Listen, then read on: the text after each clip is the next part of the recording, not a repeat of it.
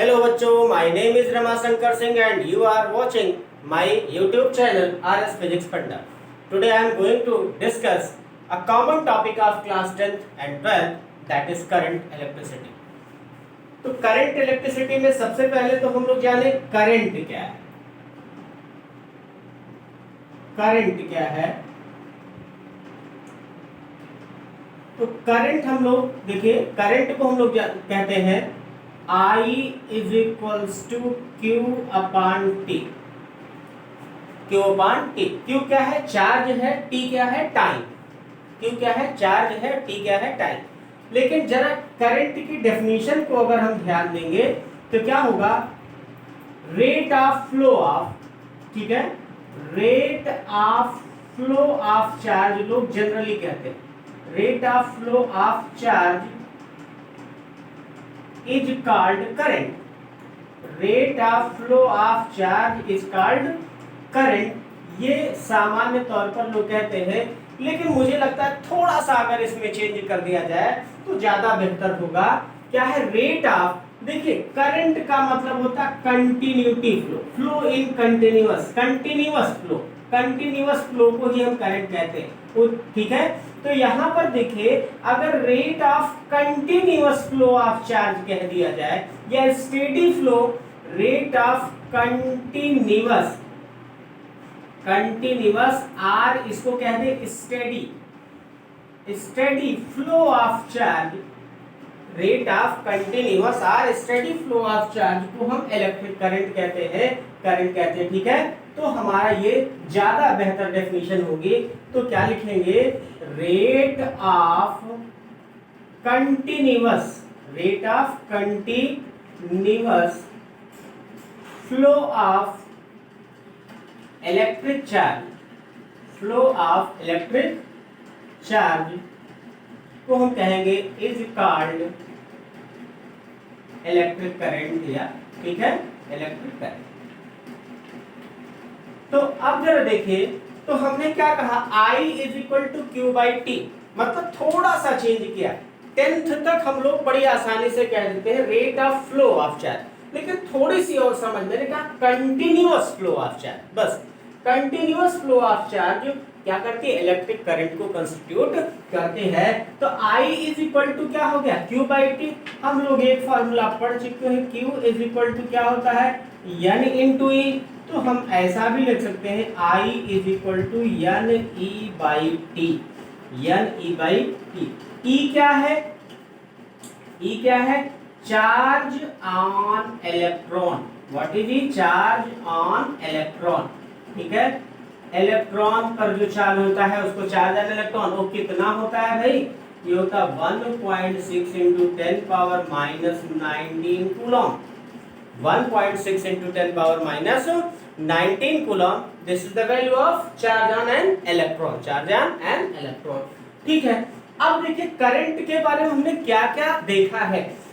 जैसे अगर हम लोग ध्यान दें, करंट को हमने तीन तरीके से, ऐसे इसके ऑर्डर को, ऑर्डर के बेसिस पर हम देखें तो करंट के ऑर्डर के बेसिस पर हमने इसको देखा जाए तो हमने क्या क्या सुना है? डोमेस्टिक करंट मीन जो हमारे घरों में सप्लाई होती है, डोमेस्टिक करंट। एक करंट है करंट ड्यू टू लाइटनिंग। क्या है? Current due to lightning.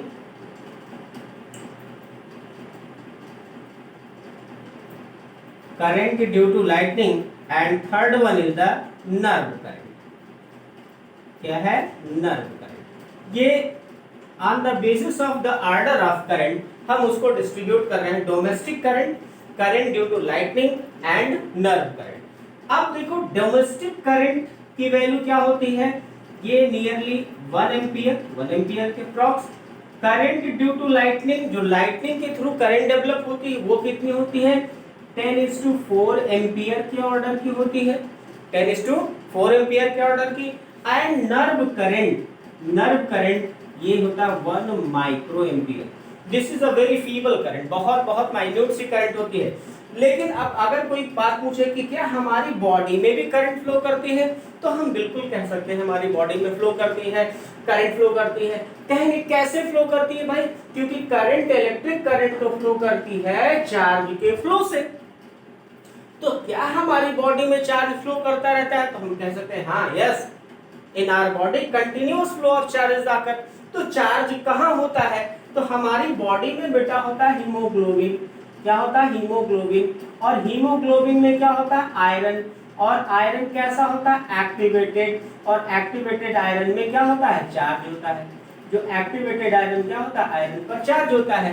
तो हीमोग्लोबिन मींस या blood, haemoglobin means blood, blood के कंटिन्यूअस फ्लो से। तो ब्लड में क्या है, हीमोग्लोबिन, हीमोग्लोबिन में क्या है, आयरन, आयरन कैसा होता है, एक्टिवेटेड होता है। तो चार्ज आयरन होता है इसी के कारण, due to the flow of this continuous flow of hemoglobin या कहा जाए ब्लड, हमारी बॉडी में भी करंट पैदा होती है। और उस करंट की वैल्यू बहुत माइन्यूट होती है, दैट इज 1 माइक्रो एम्पियर। और 1 माइक्रो एम्पियर को ऐसे भी लिख सकते हैं बेटा 10⁻⁻6 एम्पियर। ठीक है, समझ में आ गया। ऑर्डर वाइज करंट की बात करें, मींस जो हमारे घरों में सप्लाई होती है 1 एम्पियर। ठीक है, और जो current due to lightning means जब बादल आपस में टकराते हैं उसकी वजह से जो करंट पैदा होती है वो 10:4 एम्पियर की होती है, मींस बहुत बहुत स्ट्रॉन्ग करंट होती है। और हमारी बॉडी में जो करंट होती है बड़ी फीबल करंट होती है। इतनी बातें हमको समझ में आ गई होंगी।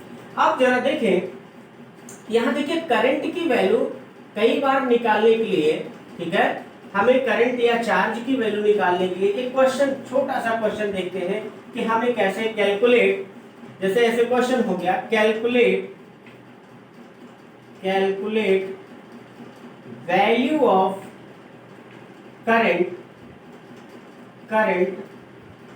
Eight 10 second. ठीक है, eight the end of 10 second. 10 second suppose कर लो आपसे पूछ लिया और उसके नीचे दे दिया क्या,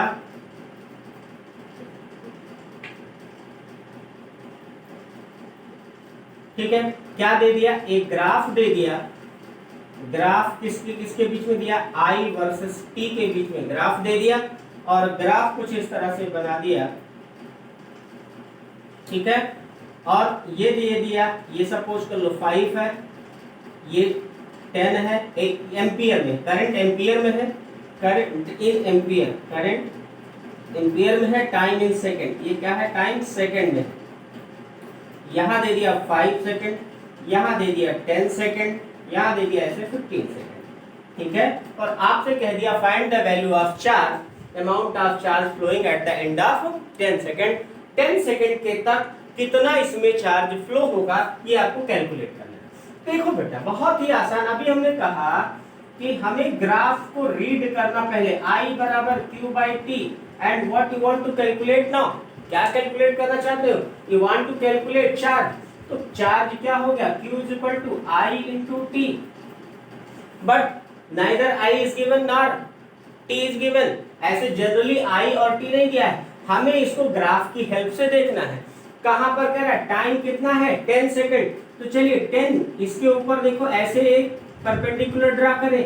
चलिए ये परपेंडिकुलर यहां पर कट कर दिया इस ग्राफ को, और उसी को क्या कर ले, इधर एक परपेंडिकुलर ड्रा कर दें। तो अब आपको देखेंगे, अब आप देखेंगे I भी मिल गया और T भी मिल गया। ठीक है, I भी मिल गया, लेकिन अब ग्राफ में क्या I की वैल्यू जैसे देखा जाए, I की वैल्यू 10 हो गई, टाइम की वैल्यू 10 हो गई, तो क्या चार्ज 100 कूलाम हुआ, ये कूलाम हो गया। अरे नहीं भाई, थोड़ा सा ध्यान देना होगा, ग्राफ में ऐसे नहीं, I की वैल्यू T की वैल्यू ऐसे नहीं मिल गया। ठीक है, क्योंकि ग्राफ बिल्कुल स्ट्रेट इस तरह से नहीं है। अगर यहाँ से ऐसे करंट फ्लो करती होती तब तो हम बिल्कुल सही कर लेते, मींस ये ग्राफ ऐसा ना होता तब हम इसको सही कर सकते थे, कह सकते थे ये सही है। लेकिन this graph is in this way, ये ग्राफ ऐसा है। तो अब कितना होगा ये चार्ज की वैल्यू, तो जरा यहाँ से ध्यान दो बेटा, ये I क्या है, I क्या है, ये परपेंडिकुलर है, मींस हम कह सकते हैं ये लेंथ है। क्या है, ये लेंथ है। और ये क्या है, विड्थ है। ये क्या है, विड्थ है। ये लेंथ हो गई, ये विड्थ हो गई। तो यहाँ देखो length into width, length into width क्या हो गया, तो इसका मतलब है यहाँ लिखेंगे बेटा एरिया अंडर ग्राफ। क्या लिखेंगे, एरिया अंडर ग्राफ। अब एरिया अंडर ग्राफ, तो जैसे O हो गया, A हो गया, B हो गया, C हो गया। चलिए अब ये कैसा ग्राफ है, कैसा एरिया, किसका area, area under the graph. तो ये ट्रेपेजियम का शेप दिख रहा है, क्या क्या दिख रहा है, ट्रेपेजियम का शेप। तो area under the graph means ये ट्रेपेजियम का शेप दिख रहा है। तो ट्रेपेजियम का शेप दिख रहा है तो एरिया ट्रेपेजियम। या इसको दूसरे तरीके से भी लगा सकते थे, क्या लगा सकते थे, इसको दो पार्ट में बांट लेते भाई, दो पार्ट में। तो ये राइट ट्रायंगल हो गया, राइट ट्रायंगल, राइट एंगल हो गया, राइट एंगल ट्रायंगल। और ये हमारा क्या हो गया, ये हमारा जो है स्क्वायर हो गया, या कहा जाए क्वाड्रिलेटरल हो, सॉरी या कहा जाए रेक्टेंगल हो गया। तो हम लोग ऐसे सीधे लिखे तो 1/2 पैरेललोग्राम में लिखते हैं तो 1/2 सम ऑफ पैरेलल साइड इनटू इनके बीच की जो डिस्टेंस है, इन परपेंडिकुलर डिस्टेंस, क्या लिखेंगे, परपेंडिकुलर डिस्टेंस लिखेंगे। ठीक है, इतनी बात समझ में आ गई। तो जरा इसको देखो सॉल्व करो भाई। तो 1/2 सम ऑफ, जो यहां से यहां तक के बीच की डिस्टेंस, देखो ये 5 से 10 है, तो इसका मतलब ये भी 5 से 10, ये हमारी 5 हो गई, क्या हो गई 5, प्लस यहां देखिए ये डिस्टेंस कितनी 0 to 10 है, तो ये 10 हो गई, इनटू इनके परपेंडिकुलर डिस्टेंस, तो this perpendicular distance that is equal to this, ये कितना हो गया 10, और इसको हम सॉल्व कर लें, ठीक है, तो कितना हो गया 15 into 5 दैट इज 75 कूलम। तो ये हमारा वैल्यू मिल गई 75 कूलम चार्ज क्या होगा 10 सेकेंड तक फ्लो करेगा। ये बात समझ में आ गई होगी। थोड़ा सा ग्राफ को जरा ध्यान दीजिएगा, ग्राफ बहुत जरूरी चीजें हैं। चलिए ठीक है, करंट की बात हो गई। अब देखिए इस करंट से हमें अब आगे और क्या पढ़ना है, हम लोगों को ध्यान में यहाँ रखना है बेटा ओम्स लॉ, जो कि बहुत ही इंपॉर्टेंट टॉपिक है। क्या करना है, ओम्स लॉ, ओम्स लॉ, ठीक है। चलिए very very most important topic है Ohm's law. Ohm's, George Simon Ohm एक साइंटिस्ट थे, इन्होंने कैलकुलेट किया रेजिस्टेंस की वैल्यू को, किसको, रेजिस्टेंस की वैल्यू को। इन्होंने कहा क्या, कैसे कैलकुलेट किया, इन्होंने कहा if the physical state of any conductor, if the physical state of any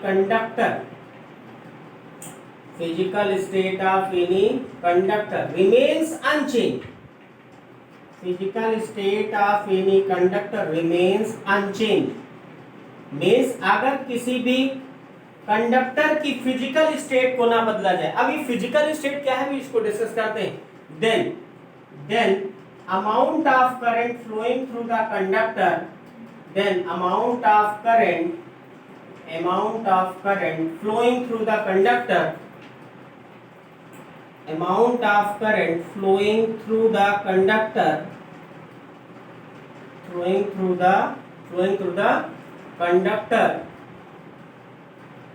is directly proportional to the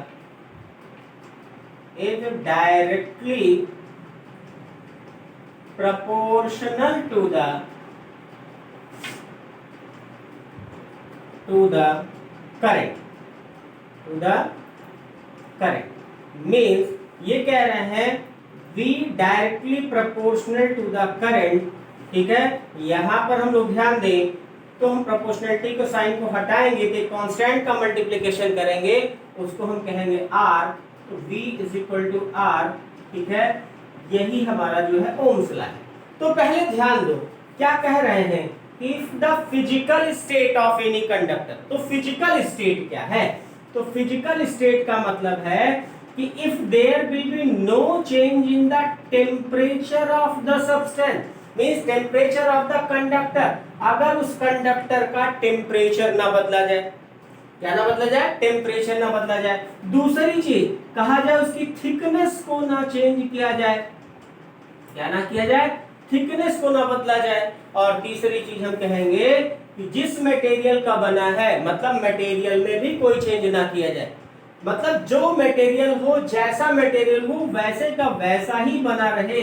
तो अगर जो है ये सारी प्रॉपर्टी में कोई चेंज ना किया जाए तब, मींस अगर इन सारी प्रॉपर्टीज में चेंज किया जाता है, वेरिएशन किया जाता है, तो वहां ओम्स लॉ वैलिड नहीं है।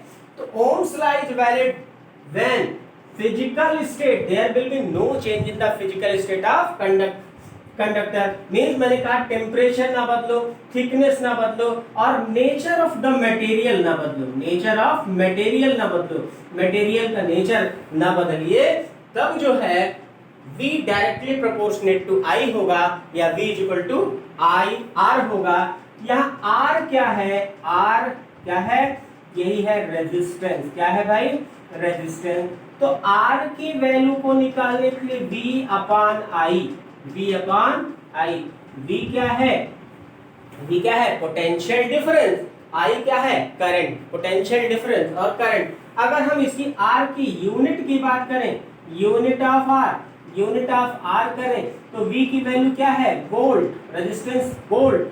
करंट की यूनिट क्या है? एम्पियर। तो वोल्ट पर एम्पियर, वोल्ट पर एम्पियर को हम क्या कहेंगे? Unit of resistance. या इसी को कंबाइंड फॉर्म में कर दें, ठीक है, तो ये क्या हो जाएगा? ओम। क्या हो जाएगा? ओम। Is it clear? तो वोल्ट पर एम्पियर या इसी को हम क्या कहेंगे? ओम कहेंगे।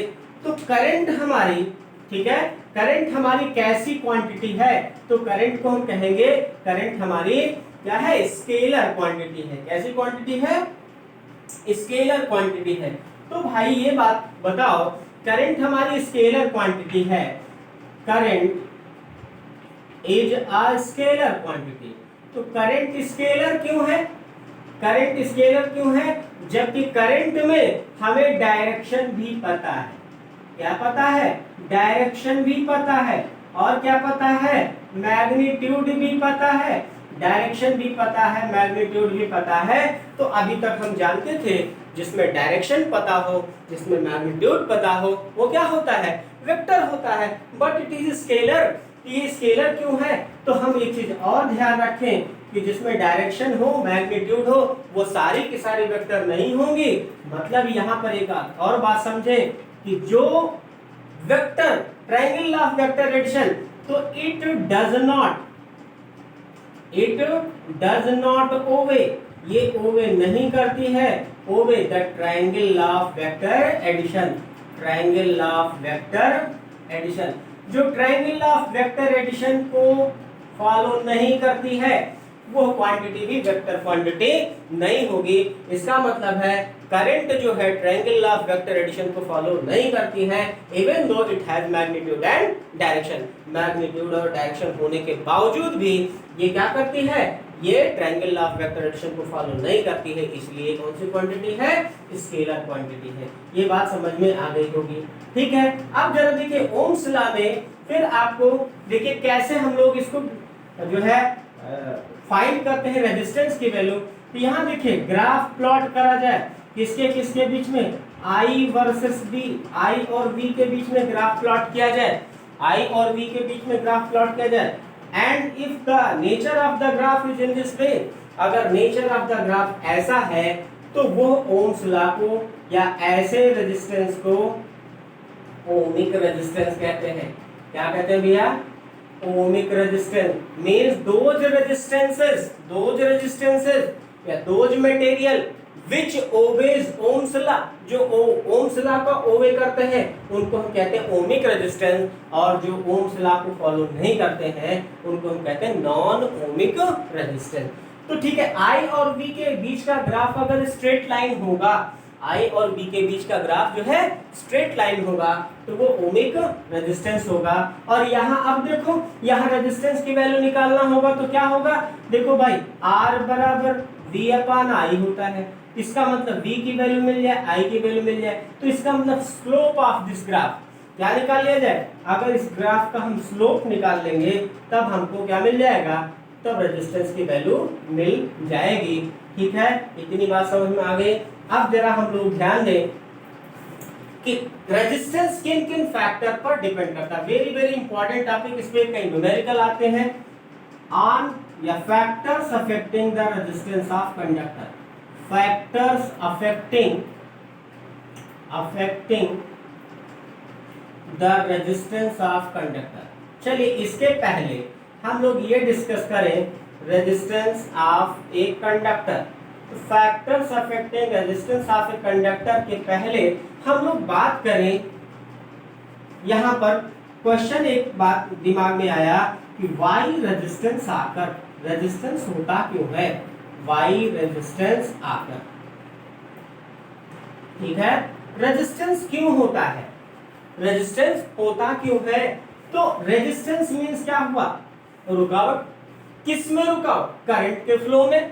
करंट फ्लो कौन करता है, तो करंट फ्लो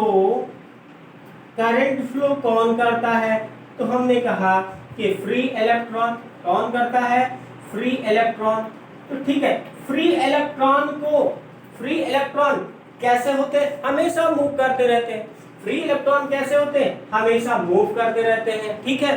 तो हमेशा मूव करते रहते हैं, तो एक क्वेश्चन अराइज होता है कि अगर एक हमारी, जैसे ये मेटेलिक बॉडी, सपोज करो this is a silver body, ये हमारी एक सिल्वर बॉडी है, तो क्या इसमें फ्री इलेक्ट्रॉन नहीं होते हैं, अरे बहुत सारे फ्री इलेक्ट्रॉन होते हैं, क्योंकि ये बेस्ट कंडक्टर बोली जाती है, मींस इसमें बहुत सारे फ्री इलेक्ट्रॉन होते हैं। तो क्या ये फ्री इलेक्ट्रॉन रेस्ट में होते हैं, नहीं भाई, ये फ्री इलेक्ट्रॉन मूव करते रहते हैं। तो ये फ्री इलेक्ट्रॉन मूव करते रहते हैं 10⁵ मीटर पर सेकंड की स्पीड से, बहुत बहुत तेज मूव करते रहते हैं।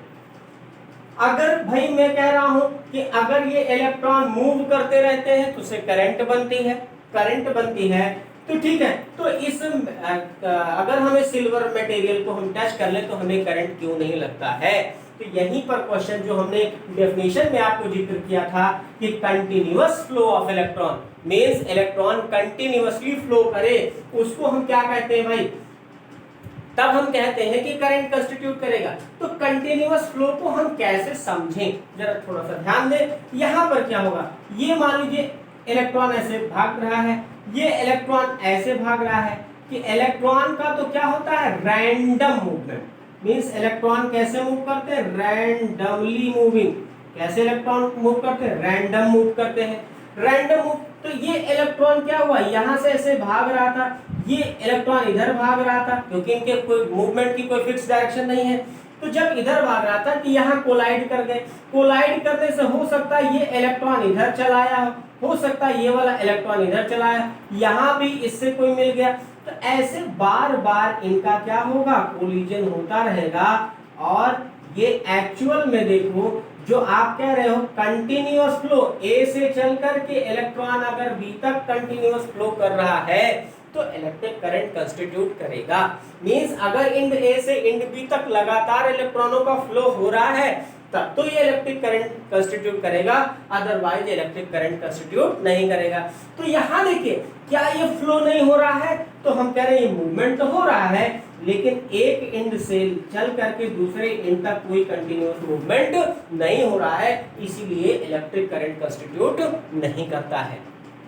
ठीक है, इलेक्ट्रिक करंट कंस्टिट्यूट करने के लिए इसीलिए मैंने कहा यहाँ कंटिन्यूअस मूवमेंट की बात है। तो हमने कहा कि भाई फ्री इलेक्ट्रॉन तो कभी रेस्ट में रहता ही नहीं, फ्री इलेक्ट्रॉन लगातार मूव करता रहता है, बहुत तेजी से मूव करता रहता है, लेकिन ड्यू टू कोलिजन क्या हो रहा है, यहाँ कोलिजन हो रहा है, इलेक्ट्रॉन एक दूसरे से क्या कर रहे हैं, टकरा रहे हैं, और इलेक्ट्रॉन कोलाइड कर रहे हैं, इसकी वजह से करंट कंस्टिट्यूट नहीं कर रहे हैं। तो यही तो बात मैं पूछ रहा हूँ। रेजिस्टेंस मींस उसमें जो क्या करे, अवरोध, रोके। क्या रोक रहा है, अरे भाई टकराता नहीं, तो इलेक्ट्रॉन इधर से इधर चल रहा था, इसीलिए चला जाता, करंट कंस्टिट्यूट हो जाती। लेकिन क्या हुआ, बीच में एक दूसरे से कोलाइड कर गए, तो क्वेश्चन का आंसर निकल गया वाई रेजिस्टेंस आकर। तो रेजिस्टेंस क्यों होता है, collision of electron, collision of free electron is the region of collision of free electron is the region of resistance का रीजन क्या हुआ, कोलिजन ऑफ फ्री इलेक्ट्रॉन हुआ। ये बात समझ में आ गई होगी, ये बहुत ही इंपॉर्टेंट बात थी। चलिए अब हम क्या करते हैं, ये रेजिस्टेंस जो है ये किन किन फैक्टर्स पर डिपेंड करता है।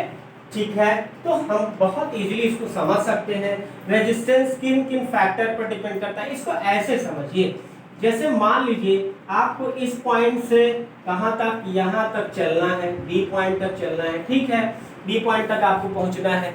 अब देखिए पहुंचना है मतलब एक जनरल अपने बारे में सोचिए।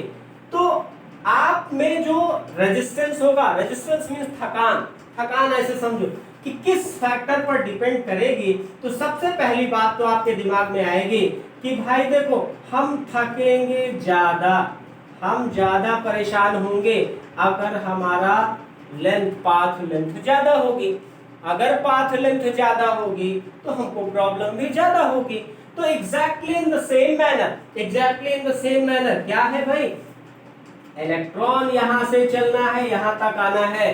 तो रेजिस्टेंस जितना, लेंथ जितनी ज्यादा होगी, नंबर ऑफ कोलिजन उतना ही ज्यादा होने के चांसेस होंगे। जितना ज्यादा कोलिजन होगा उतना ही ज्यादा रेजिस्टेंस होगा। तो यहाँ resistance directly proportionate to length. दूसरी बात आप देखिए, ठीक है, यहाँ दूसरी बात हम लोग ध्यान दें, resistance is inversely proportional to area of cross section of the wire. Area of cross section of the wire. भाई देखो सरकार जुटी है रोड खूब सारा चौड़ा कर दो, क्यों चौड़ा कर दो, जिससे कि कोलिजन ना हो, कोलिजन ना हो। तो एग्जैक्टली वही कि अगर area of cross section of the wire, ऐसे कह दे वायर की मोटाई जितनी ज्यादा होगी रेजिस्टेंस उतना ही कम होगा। वायर की मोटाई जितनी ज्यादा होगी रेजिस्टेंस उतना ही कम होगा। ये बात समझ में आ गई, ठीक है। तो दोनों को मिला दो भाई। और तीसरी बात अगर हम ध्यान देंगे, nature of the material, nature of the material, nature of the material. जैसे वैसे मैंने कहा कि भाई देखो हम चल रहे हैं, रोड भी बहुत चौड़ी है, रोड लंबी भी है, लेकिन रोड खराब है तो रोड का नेचर नहीं अच्छा है, तब भी तो आप थक जाओगे। Exactly in the same fashion कि बहुत सब कुछ है, मोटा है, लेंथ ज्यादा है, लेकिन उसमें फ्री इलेक्ट्रॉन ही नहीं है। तो नेचर ऑफ द मटेरियल पे डिपेंड करता है, लेकिन वो मैथमेटिकली इफेक्ट नहीं करता है, इसको ध्यान रखना है। तो अब यहाँ देखो दोनों को मिला देंगे, R equal to L by A हो जाएगा। क्या हो गया, R equal to L by A. इस प्रोपोर्शनलिटी कांस्टेंट को हटाएंगे तो R equal to rho L by A. क्या हो गया, एक कांस्टेंट, एक नया कांस्टेंट ऐड हुआ है यहाँ पर, रो। इसको क्या कहते हैं, स्पेसिफिक रेजिस्टेंस, स्पेसिफिक रेजिस्टेंस, ठीक है। R क्या कहेंगे, रेजिस्टिविटी, क्या कहेंगे, रेजिस्टिविटी, ठीक है। Specific resistance R resistivity. अब चलो भाई ये क्या चीज है, इसको भी डिफाइन कर लिया जाए। तो हमें रेजिस्टेंस समझ में आ गया, रेजिस्टेंस समझ में आ गया, रेजिस्टेंस की डेफिनेशन समझ में आ गई, ठीक है। रेजिस्टेंस क्यों होता है वो भी समझ में आ गया। तो अब जरा देखो हम लोग इसको कैसे, इसकी वैल्यू को निकालें, ठीक है, स्पेसिफिक रेजिस्टेंस कैसे निकालें, वो चीज हमको, उसकी डेफिनेशन क्या होगी। तो यहाँ देखिए मैंने कहा R equals to rho L upon A. तो we want to find out the value of rho. तो रो इज इक्वल टू क्या हो जाएगा, R A by L, R A by L, ये हो जाएगी, समझ में आ गया। अरे भाई ए को इधर ले आओ, एल को नीचे आ जाएगा, ए ऊपर चला गया, एल नीचे, तो rho equal to R A by L. जरा देखिए अब इसकी डेफिनेशन को देखिए, इफ कंडीशन, देखो डेफिनेशन बनाते बहुत ही आसान तरीके से। If A is equal to 1 meter square and L is equal to 1 meter, then क्या हो जाएगा, rho is equal to R। ये इतनी बात तो समझ में आ गई होगी। अब इसकी डेफिनेशन बनाना देखो कितना इजी होगा, बहुत ही आसानी से इसकी डेफिनेशन हम लोग बना रहे हैं। क्या होगा, देखो भाई ये क्या है, तो ऐसे लिखेंगे, ये स्पेसिफिक रेजिस्टेंस है, specific resistance, specific resistance is defined as, specific resistance is defined as, इतना तो ठीक है, सभी को समझ में आता है।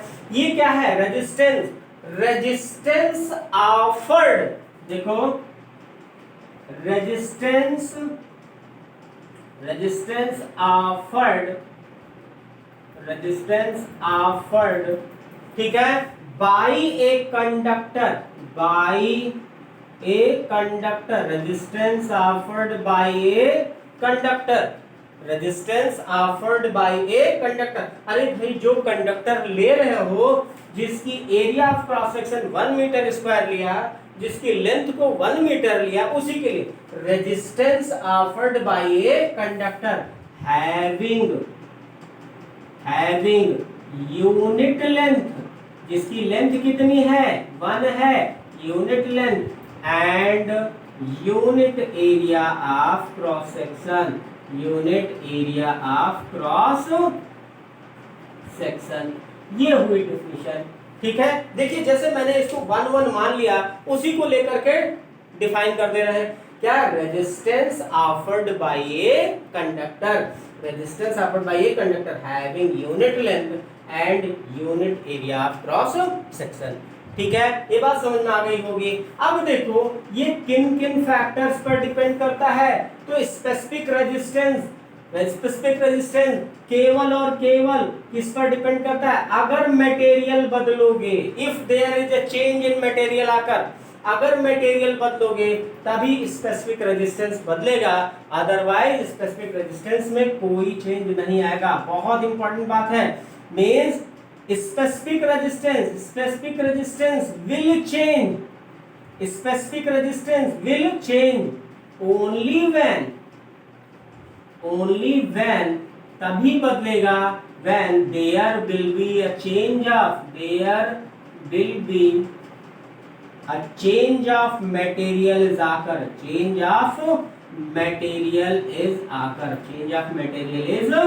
आकर। ऐसा नहीं है कि अगर तार को मोटा कर दें, तार को पतला कर दें, वायर का टेम्परेचर बढ़ा दें, तो ऐसे में स्पेसिफिक रेजिस्टेंस पर कोई चेंजेस नहीं आएगा। स्पेसिफिक, इसको हमें ध्यान में रखना होगा, स्पेसिफिक रेजिस्टेंस तभी बदलेगा जब nature of the material means material ही बदल जाएगा तभी। ठीक है, इतनी बातें समझ में आ गई, क्लियर? ठीक है, चलिए तो हम लोग आज के दिन में इतना ही टॉपिक पढ़ते हैं। कल हम इस पर स्पेशल न्यूमेरिकल्स लेकर के आएंगे और कोशिश करेंगे कि आपको ये अच्छे से समझ में आ जाए, क्योंकि इस पर बेस्ड क्वेश्चन बहुत सारे आते हैं। So keep watching my YouTube channel. अगर आपको ये सब पसंद आया हो तो प्लीज मेरे इस चैनल को लाइक और सब्सक्राइब कर दीजिए और अपने मित्रों के साथ शेयर भी कर दीजिए। It's my request to you all. Thank you.